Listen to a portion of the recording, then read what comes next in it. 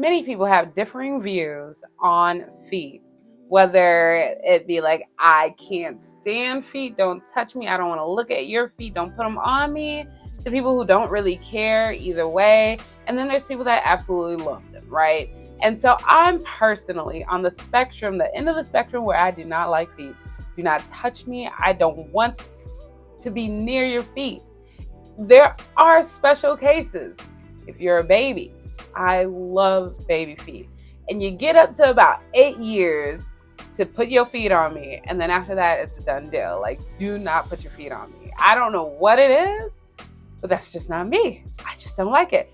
In fact, let me tell you, in my marriage, like when we were planning the wedding years ago, like to my ex-husband, I planned everything, right? He didn't want anything to do with it. And then there was one point where he's like, I want a foot washing ceremony. And I'm like, no, not at all. I'm not touching your feet. And especially in public, first of all, I was just like, that's embarrassing. I do not want to be touching your feet. And so like that ended up being one of our biggest fights. And eventually, we did the foot washing ceremony and everybody thought it was beautiful. They thought it was amazing. And I just was like, I'd rather you done it than me. But yes, it's all good. It's all good. I survived it. All right. As I read the Bible, there's so many passages that talk about feet, right?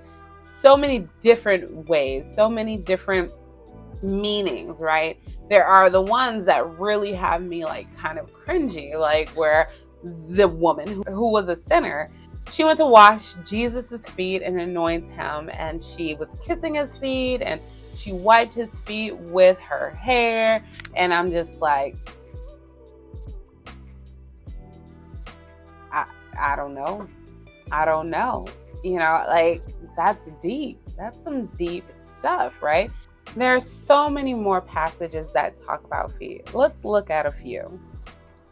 Ponder the path of your feet, and let all your ways be established. Proverbs 4:26.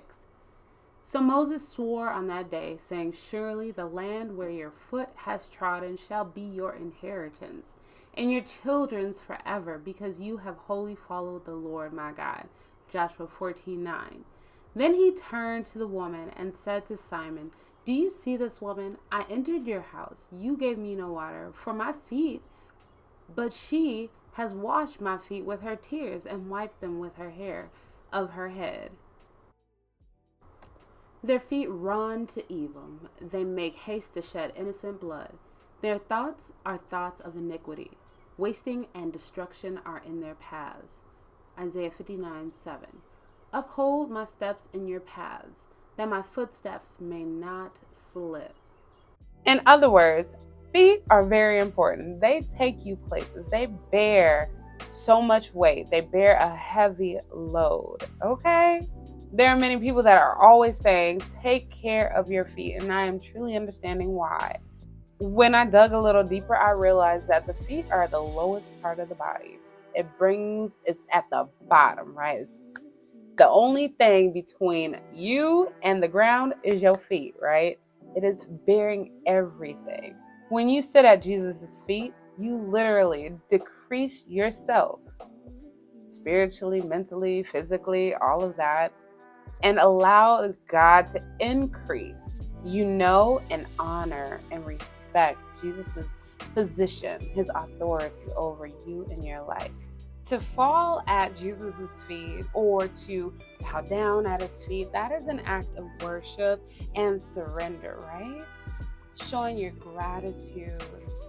In Luke chapter 17, verse 16, it says, he threw himself at Jesus' feet and thanked him. In John chapter 13, this is where Jesus is washing the apostles' feet. Back then, it was demeaning to wash feet.